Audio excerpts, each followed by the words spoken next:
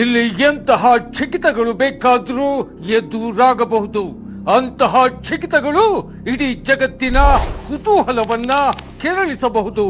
ಇಂತಹ ಮಾತುಗಳಿಗೆ ಆ ಯೋಧನಿಗೆ ಕಾಡಿನಲ್ಲಿ ಎದುರಾದ ಊಹೆಗೂ ನಿಲುಕದ ಚಕಿತವೇ ಸಾಕ್ಷಿ.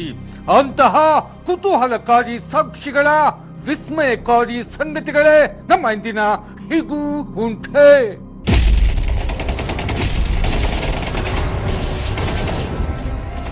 ಭಾರತದ ಯೋಧನಿಗೆ ಆ ಕಾಡಿನಲ್ಲಿ ಎದುರಾದ ಊಹೆಗೂ ನಿಲುಕದ ಚಕಿತವೇನು?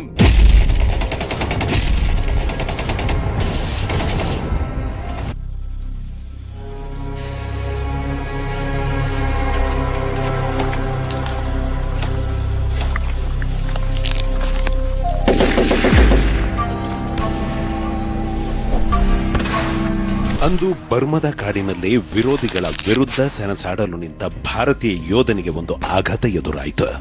ಅಂತಹ ಆಘಾತವಾದರೂ ಏನು ಅಂದ್ರೆ ತನ್ನ ಜೊತೆಯಲ್ಲಿದ್ದ ಸಹ ಯೋಧರೆಲ್ಲ ಎದುರಾಳಿಗಳ ಗುಂಡೆಟಿಗೆ ಬಲಿಯಾಗಿತ್ತು.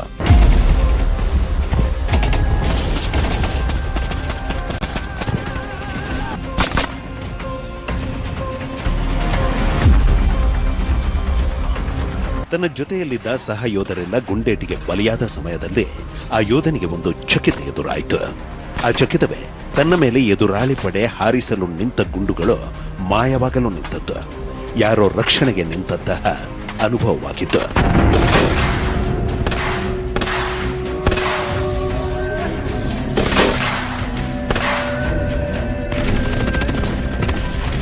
ಎದುರಾಳಿ ಪಡೆಯು ತನ್ನ ಮೇಲೆ ಹಾರಿಸಲು ನಿಂತ ಗುಂಡುಗಳು ಮಾಯವಾಗಿದ್ದು ಹೇಗೆ? ರಕ್ಷಣಾ ಕವಚವು ಸೃಷ್ಟಿಯಾಗಿದ್ದು ಹೇಗೆ? ಆ ಯೋಧ ಬದುಕುಳಿದಿದ್ದು ಹೇಗೆಂಬ ನಾನಾ ಪ್ರಶ್ನೆಗಳಿಗೆ ಉತ್ತರ ಆ ಪವಾಡ ಪುರುಷರ ವಿಸ್ಮಯಕಾರಿ ಶಕ್ತಿ.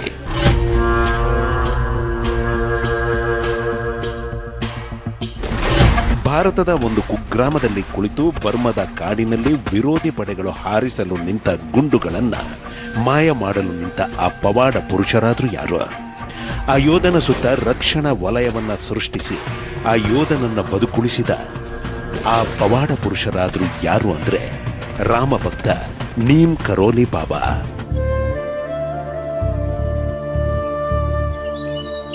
ಸೃಷ್ಟೇಹಿ ಪೂರ್ವಮೇಕಮೇವ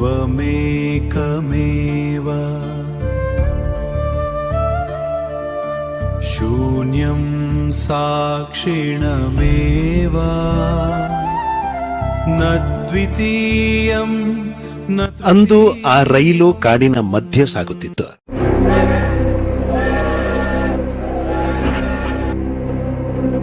ಪ್ರಕೃತಿಯ ಸೊಬಗನ್ನ ಸವಿದು ಸಾಗುತ್ತಿದ್ದ ಪ್ರಯಾಣಿಕರಿಗೆ ಒಂದು ವಿಚಿತ್ರ ಎದುರಾಯಿತು. ಹಾಗೆ ಎದುರಾದ ವಿಚಿತ್ರವೇ ಕಾಡಿನ ಮಧ್ಯದಲ್ಲಿರುವ ಒಂದು ಕುಗ್ರಾಮದ ಬಳಿ ಯಾರೋ ಚೈನ್ ಎಳೆದದ್ದು ಟ್ರೈನ್ ನಿಂತು ಬಿಟ್ಟಿದ್ದು.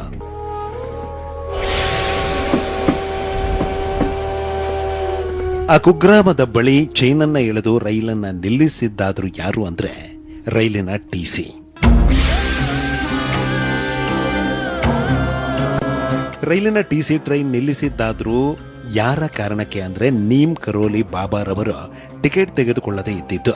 ಕುಪಿತಗೊಂಡ ರೈಲಿನ ಟಿಸಿ ಚೈನ್ ಎಳೆದು ಟ್ರೈನ್ ನಿಲ್ಲಿಸಿ ಬಾಬಾರನ್ನ ಆಚೆ ಕಳುಹಿಸಿಬಿಟ್ಟಿದ್ದು.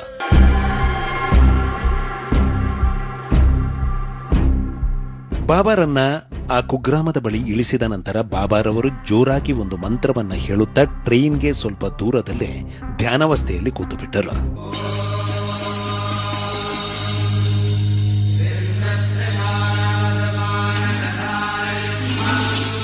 ಇನ್ನು ಕರೋಲಿ ಬಾಬಾರನ್ನ ಟ್ರೈನ್ನಿಂದ ಆಚೆ ಕಳಿಸಿದ ನಂತರ ಟ್ರೈನ್ ಚಲಾಯಿಸಲು ಚಾಲಕ ಮುಂದಾದ. ಆದರೆ ಟ್ರೈನ್ ಚಾಲನೆಗೊಳ್ಳಲಿಲ್ಲ. ನಾನಾ ತಂತ್ರಗಳನ್ನು ಉಪಯೋಗಿಸಿ ಮತ್ತೆ ಮತ್ತೆ ಟ್ರೈನ್ ಚಲಾಯಿಸಲು ಯತ್ನಿಸಿದರೂ ಸಹ ಇಂಜಿನ್ ಚಾಲನೆಗೊಳ್ಳಲಿಲ್ಲ. ರೈಲು ಮುಂದಕ್ಕೆ ಹೋಗಲಿಲ್ಲ.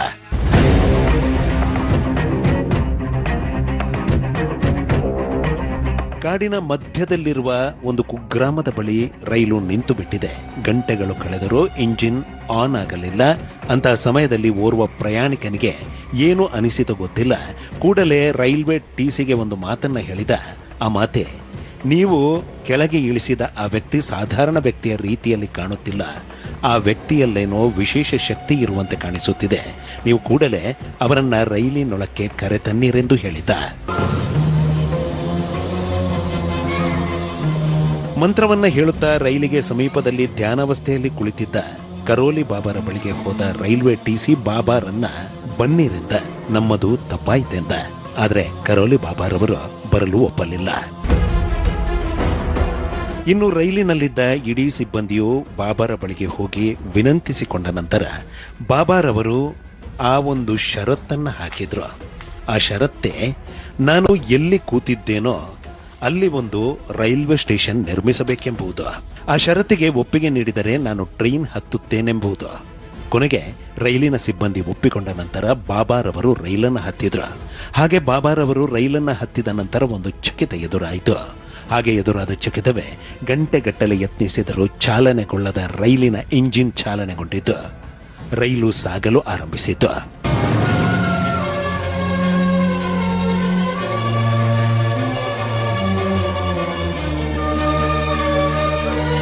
ಬಾಬಾರಲ್ಲಿನ ವಿಸ್ಮಯಕಾರಿ ಶಕ್ತಿಯನ್ನ ಮನಗಂಡ ರೈಲಿನಲ್ಲಿದ್ದ ಸಿಬ್ಬಂದಿ ಉನ್ನತ ಅಧಿಕಾರಿಗಳಿಗೆ ತಿಳಿಸಿದ್ರು. ಒಪ್ಪಿಕೊಂಡಿದ್ದ ಷರತ್ತಿನ ಪ್ರಕಾರ ಬಾಬಾರವರು ಧ್ಯಾನದಲ್ಲಿ ಕುಳಿತಿದ್ದ ಜಾಗದಲ್ಲಿ, ಅಂದರೆ ಉತ್ತರ ಪ್ರದೇಶದಲ್ಲಿನ ಕರೋಲಿ ಎಂಬ ಕುಗ್ರಾಮದಲ್ಲಿ ಒಂದು ರೈಲ್ವೆ ಸ್ಟೇಷನ್ ನಿರ್ಮಿಸಿತ್ತು. ಆನಂತರ ಲಕ್ಷ್ಮಣ್ ದಾಸ್ ಎಂಬ ಹೆಸರು ಹೋಗಿ ಬಾಬಾರವರಿಗೆ ನೀಮ್ ಕರೋಲಿ ಬಾಬಾ ಎಂಬ ಹೆಸರು ಬಂದಿತ್ತು. ನೀಮ್ ಕರೋಲಿ ಬಾಬಾರಿಂದ ಇಂತಹ ಚಮತ್ಕಾರ ನಡೆಯಲು ಒಂದು ಕಾರಣವಿದೆ. ಆ ಕಾರಣವೇ ಕಾಡಿನ ಮಧ್ಯದಲ್ಲಿರುವ ಕರೋಲಿ ಗ್ರಾಮಸ್ಥರಿಗೆ ಸಾರಿಗೆ ವ್ಯವಸ್ಥೆ ಇರಲಿಲ್ಲ. ಆಸ್ಪತ್ರೆಗಳಿಗಾಗಲಿ ಕೆಲಸಕ್ಕಾಗಲಿ ಅನ್ಯ ಊರುಗಳಿಗೆ ಅವರು ನಡೆದುಕೊಂಡೇ ಹೋಗಬೇಕಾಗಿತ್ತು. ಆ ಕಾರಣದಿಂದ ಬಾಬಾರಿಂದ ರೈಲಿನ ಚಮತ್ಕಾರವು ನಡೆಯಿತು. ಕರೋಲಿ ಗ್ರಾಮದಲ್ಲಿ ರೈಲ್ವೆ ಸ್ಟೇಷನ್ ಆಯಿತು. ಸಾರಿಗೆ ಸಮಸ್ಯೆ ನಿವಾರಣೆ ಆಯಿತು.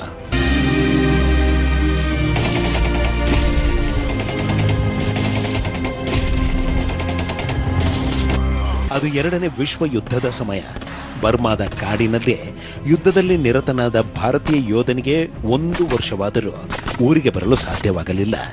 ಪೋಷಕರು ಪ್ರತಿ ಕ್ಷಣ ಮಗನನ್ನ ನೆನೆಯುತ್ತಾ ಕಣ್ಣೀರಿಡಲು ಆರಂಭಿಸಿದ್ರು. ಮಗನಿಂದ ಫೋನ್ ಇಲ್ಲ, ಪತ್ರವಿಲ್ಲ, ಜೊತೆಗೆ ಬರೀ ಸಾವಿನ ಸುದ್ದಿಗಳೇ.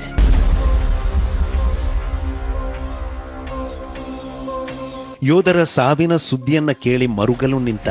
ಇದೀಗ ಮಗನ ಸ್ಥಿತಿ ಹೇಗಿದೆಯೋ, ಯಾವ ಕ್ಷಣ ಏನಾಗುತ್ತೋ ಎಂಬ ಆತಂಕದಲ್ಲಿ ಮುಳುಗಿದ ಪೋಷಕರಿಗೆ ಅಂದು ಒಂದು ಚಕಿತ ಎದುರಾಯಿತು. ಹಾಗೆ ಎದುರಾದ ಚಕಿತವೇ ಓರ್ವ ಅಪರಿಚಿತ ವ್ಯಕ್ತಿ ಗ್ರಾಮಕ್ಕೆ ಬಂದದ್ದು. ಆ ಯೋಧನ ಮನೆಗೆ ಹೋಗಿದ್ದು. ಆ ಮಂತ್ರವನ್ನ ಹೇಳುತ್ತಾ ಯೋಧನ ಪೋಷಕರಿಗೆ ಊಟ ಕೊಡಿರೆಂದು ಕೇಳಲು ನಿಂತದ್ದು.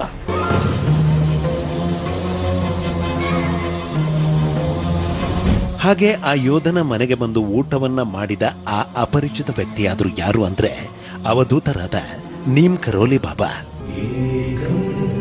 ಊಟ ಮಾಡಿದ ನಂತರ ನೀಮ್ ಕರೋಲಿ ಬಾಬಾರವರು ನಾನು ಇಂದು ಇಲ್ಲೇ ಮಲಗುತ್ತೇನೆಂದು ಹೇಳಿದ್ರು. ಯೋಧನ ಪೋಷಕರು ಏನೂ ತೋಚದಂತಾಗಿ ಮನೆಯ ವರಾಂಡದಲ್ಲಿ ಮಲಗಲು ವ್ಯವಸ್ಥೆ ಮಾಡಿದ್ರು. ನೀಮ್ ಕರೋಲಿ ಬಾಬಾರವರು ಆ ಮಂತ್ರವನ್ನ ಹೇಳುತ್ತಾ ತಾವು ತಂದಿದ್ದ ಕಂಬಳಿಯನ್ನ ಹೊದ್ದುಕೊಂಡು ವರಾಂಡದಲ್ಲಿ ಮಲಗಿದ್ರು. ಹಾಗೆ ಮಲಗಿದ 1-2 ಗಂಟೆಗಳಲ್ಲಿ ಕರೋಲಿ ಬಾಬಾರವರು ತಾವು ಹೊದ್ದುಕೊಂಡಿದ್ದ ಕಂಬಳಿಯನ್ನ ಅತ್ತ ಕಡೆ ಇತ್ತ ಕಡೆ ಮಾಡುತ್ತಾ ಏನನ್ನೋ ತಡೆಯುವ ರೀತಿಯಲ್ಲಿ ಮಾಡುತ್ತಾ ಕಿರುಚಾಡಲು ಆರಂಭಿಸಿದ್ರು, ಒದ್ದಾಡಲು ಆರಂಭಿಸಿದ್ರು.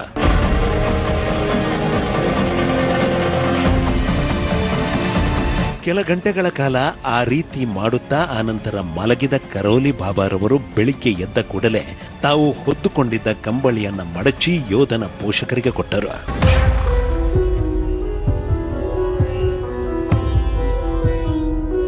ರಾತ್ರಿ ತಾವು ಹೊದ್ದುಕೊಂಡಿದ್ದ ಕಂಬಳಿಯನ್ನ ಮಡಚಿ ಯೋಧನ ಪೋಷಕರಿಗೆ ಕೊಟ್ಟು ಇದನ್ನ ಯಾವುದೇ ಕಾರಣಕ್ಕೂ ಬಿಚ್ಚಬೇಡಿ, ಇದನ್ನ ತೆಗೆದುಕೊಂಡು ಹೋಗಿ ಗ್ರಾಮದ ಪಕ್ಕದಲ್ಲಿ ಹರಿಯುತ್ತಿರುವ ಆ ನದಿಗೆ ಹಾಕಿಬಿಡಿರೆಂದು ಹೇಳಿದ್ರು. ಕರೋಲಿ ಬಾಬಾರವರು ಅಲ್ಲಿಂದ ಹೊರಟು ಹೋದರು. ಏನೂ ತೋಚದಂತಾದ ಯೋಧನ ಪೋಷಕರು ಮಡಚಿದ ಕಂಬಳಿಯನ್ನ ಎತ್ತಿಕೊಂಡು ನದಿಯತ್ತ ಸಾಗಿದ್ರು. ಮಡಚಿದ ಕಂಬಳಿಯನ್ನ ಎತ್ತಿಕೊಂಡು ಸಾಗಿದ ಪೋಷಕರಿಗೆ ಒಂದು ವಿಚಿತ್ರ ಎದುರಾಯಿತು. ಹಾಗೆ ಎದುರಾದ ವಿಚಿತ್ರವೇ ಮಡಚಿದ ಕಂಬಳಿಯ ತೂಕ ಕ್ಷಣ ಕ್ಷಣಕ್ಕೂ ಹೆಚ್ಚಾಗಲು ನಿಂತದ್ದು. ಒಬ್ಬರು ಹಿಡಿದಿದ್ದ ಕಂಬಳಿಯನ್ನ ಇಬ್ಬರು ಹಿಡಿಯುವಂತಾಗಿತ್ತು. ಮಡಚಿದ ಕಂಬಳಿಯು ಅತಿ ಭಾರವಾಯಿತು. ಕಂಬಳಿಯೊಳಗಿಂದ ಲೋಹದ ತುಂಡುಗಳ ಶಬ್ದ. ಯಾವುದೇ ಕಾರಣಕ್ಕೂ ಅದನ್ನ ಬಿಚ್ಚಿ ನೋಡಲಿಲ್ಲ ಯೋಧನ ಪೋಷಕರು. ಆನಂತರ ಆ ಕಂಬಳಿಯನ್ನ ನದಿಯ ನೀರಿಗೆ ಹಾಕಿಬಿಟ್ಟರು.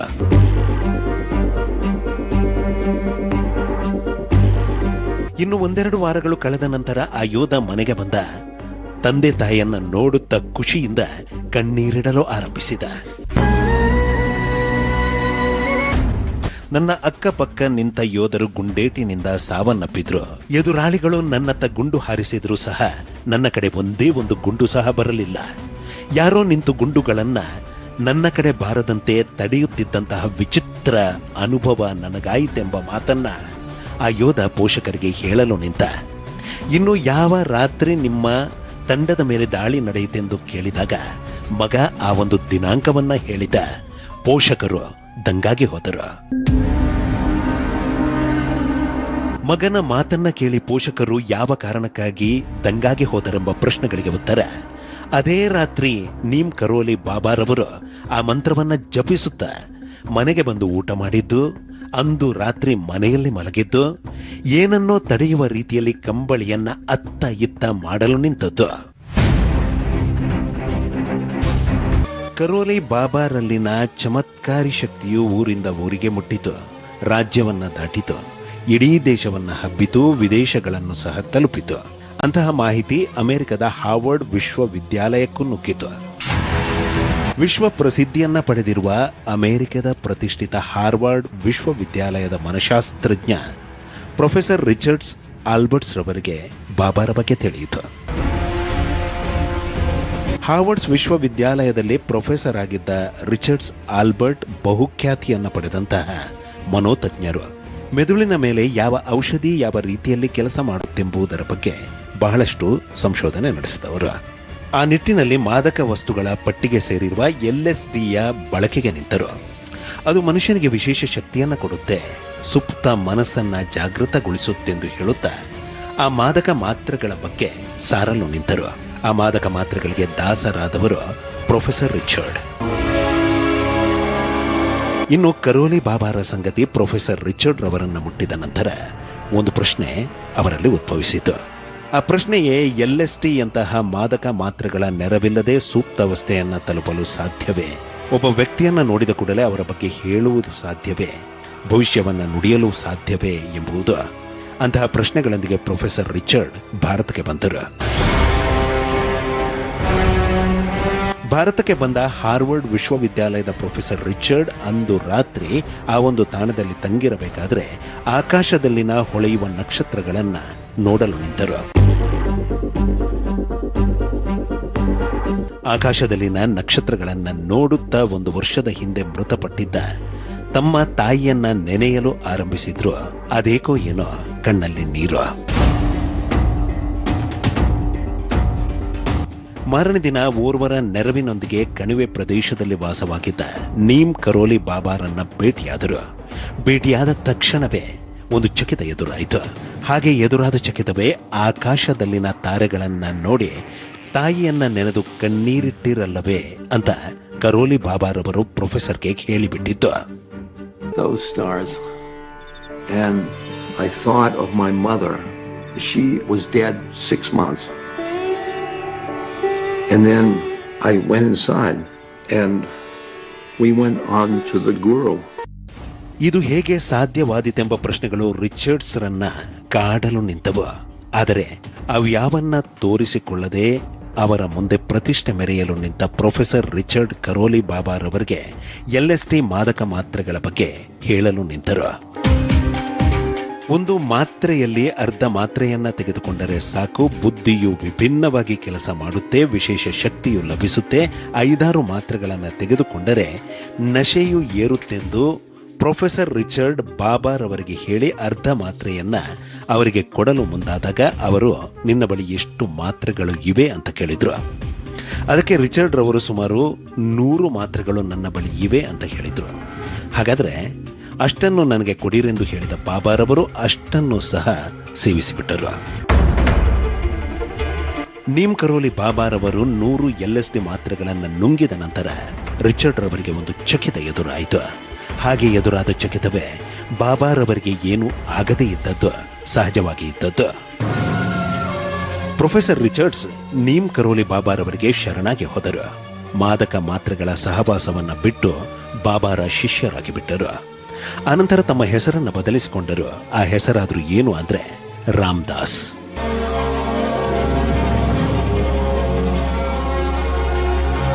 ಪ್ರತಿಷ್ಠಿತ ಹಾರ್ವರ್ಡ್ ವಿಶ್ವವಿದ್ಯಾಲಯದ ಪ್ರೊಫೆಸರ್ ರಿಚರ್ಡ್ಸ್ ರವರು ರಾಮದಾಸ್ ಆದ ನಂತರ ನೀಮ್ ಕರೋಲಿ ಬಾಬಾರ ವಿಸ್ಮಯಕಾರಿ ಶಕ್ತಿಯನ್ನ ಜಗತ್ತಿಗೆ ಸಾರಲು ನಿಂತರು. ಈ ನಡುವೆ ಬಾಬಾರ ಫೋಟೋಗೆ ಭಕ್ತಿಯಿಂದ ವಂದಿಸಲು ನಿಂತ ಓರ್ವ ಹೆಸರಾಂತ ನಟಿಯ ಜೀವನದಲ್ಲಿ ಚಕಿತಗಳು ಎದುರಾಗಲು ನಿಂತವು. ಭಕ್ತಿಯಿಂದ ಸ್ಮರಿಸುವ ಜನರ ಜೀವನದಲ್ಲಿ ಅಚ್ಚರಿಗಳನ್ನ ಎದುರಾಗಿಸುತ್ತಿರುವ ನೀಮ್ ಕರೋಲಿ ಬಾಬಾರಿಂದ ಅಂದು ಊಹೆಗೂ ನಿಲುಕದ ಒಂದು ಚಕಿತ ಎದುರಾಯಿತು.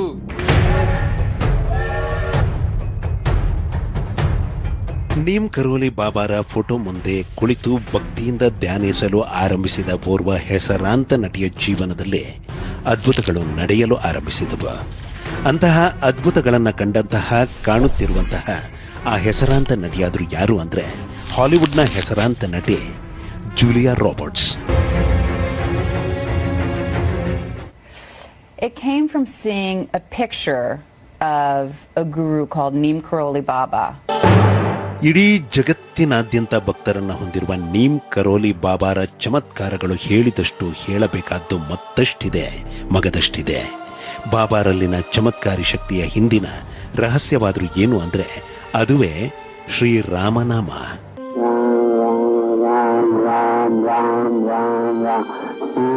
ಅಂದು ಬಾಬಾರ ತಪೋಕ್ಷೇತ್ರಕ್ಕೆ ಸಾವಿರಾರು ಭಕ್ತರು ಬಂದಿದ್ದರು. ಪ್ರಸಾದ ಮಾಡಲು ಬೇಕಾಗಿದ್ದ ತುಪ್ಪ ಖಾಲಿಯಾಗಿ ಬಿಟ್ಟಿತ್ತು. ಅಂತಹ ಸಮಯದಲ್ಲಿ ಭಕ್ತರಿಂದ 5-6 ಬಕೆಟ್ಗಳಲ್ಲಿ ನೀರನ್ನ ತರಿಸಿ ರಾಮ ಮಂತ್ರವನ್ನ ಜಪಿಸಲು ನಿಂತ ನಂತರ ಸಾವಿರಾರು ಭಕ್ತರ ಸಮ್ಮುಖದಲ್ಲಿ ಒಂದು ಅದ್ಭುತ ನಡೆಯಿತು. ಆ ಅದ್ಭುತವೇ ಬಕೆಟ್ಗಳಲ್ಲಿ ಇದ್ದ ನೀರು ತುಪ್ಪವಾಗಿ ಬಿಟ್ಟಿತ್ತು.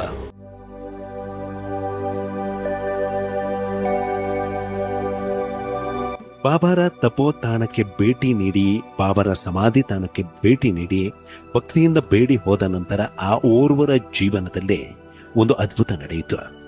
ಆ ಅದ್ಭುತವೇ ಆತ ಆರಂಭಿಸಿದ ಕಂಪನಿಯು ವಿಶ್ವವಿಖ್ಯಾತಿಯನ್ನು ಪಡೆದದ್ದು. ಆತ ಬಿಲಿಯನೇರ್ ಆಗಿತ್ತು. ಅಂತಹ ಪವಾಡವನ್ನ ಕಂಡಂತಹ ವ್ಯಕ್ತಿಯಾದರೂ ಯಾರು ಅಂದ್ರೆ ಆಪಲ್ ಕಂಪನಿಯ ಸಂಸ್ಥಾಪಕ ಸ್ಟೀವ್ ಜಾಬ್ಸ್. ತಮ್ಮ ಕಂಪನಿಗೆ ಆಪಲ್ ಕಂಪನಿ ಅಂತ ಹೆಸರಿಟ್ಟಿದ್ದು ಏಕೆ ಅಂದ್ರೆ ಸೇಬೆಂದರೆ ನೀಮ್ ಕರೋಲಿ ಬಾಬಾರವರಿಗೆ ಬಹು ಇಷ್ಟವಾದ ಹಣ್ಣಾಗಿತ್ತು. ಕಷ್ಟ ಹಾಗೂ ನಷ್ಟದೊಂದಿಗೆ ಜೀವನ ಸಾಗಿಸುತ್ತಿದ್ದ ಜುಕರ್ಬರ್ಗ್ ಬಾಬರ ತಾಣಕ್ಕೆ ಬಂದು ಭಕ್ತಿಯಿಂದ ನಮಿಸಿ ಹೋದ ನಂತರ ಫೇಸ್ಬುಕ್ ಸಂಸ್ಥೆ ಖ್ಯಾತಿಯನ್ನು ಪಡೆಯಿತು. ಜುಕರ್ಬರ್ಗ್ ಬಿಲಿಯನರ್ ಆಗಿಬಿಟ್ರು. Believed as the mission of the company, I should visit this temple that he had gone to in India. ಇನ್ನು ನೀಮ್ ಕರೋಲಿ ಬಾಬಾರ ತಪೋವನವಾದ ಉತ್ತರಾಖಂಡದ ನೈನಿತಾಲ್ನ ಕೌಂಚಿ ಧಾಮ್ನಲ್ಲಿ ಬಾಬಾರಿಂದ ಒಂದು ಹನುಮ ಮಂದಿರ ನಿರ್ಮಾಣವಾಯಿತು. ಆ ಹನುಮ ಮಂದಿರದಲ್ಲಿನ ಶಕ್ತಿಗೆ ಒಳಿತನ್ನ ಕಂಡಿರುವ ಲಕ್ಷಾಂತರ ಜನರೇ ಜೀವಂತ ಸಾಕ್ಷಿ.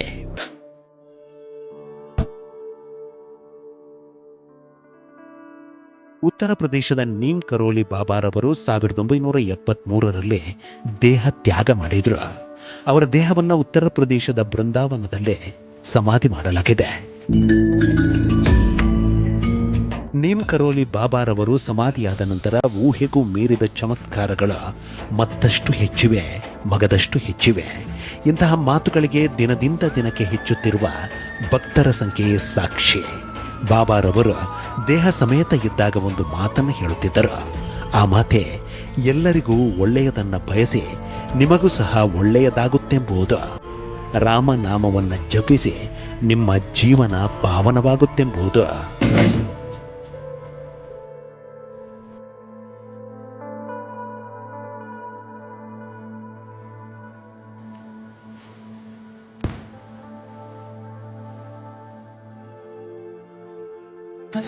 ನೀಮ್ ಕರೋಲಿ ಬಾಬಾರಿಂದ ನಡೆಯುತ್ತಿರುವಂತಹ ಚಮತ್ಕಾರಗಳು ಆಧುನಿಕ ಲೋಕವನ್ನ ಬೆರಗಾಗಿಸುತ್ತಿವೆ.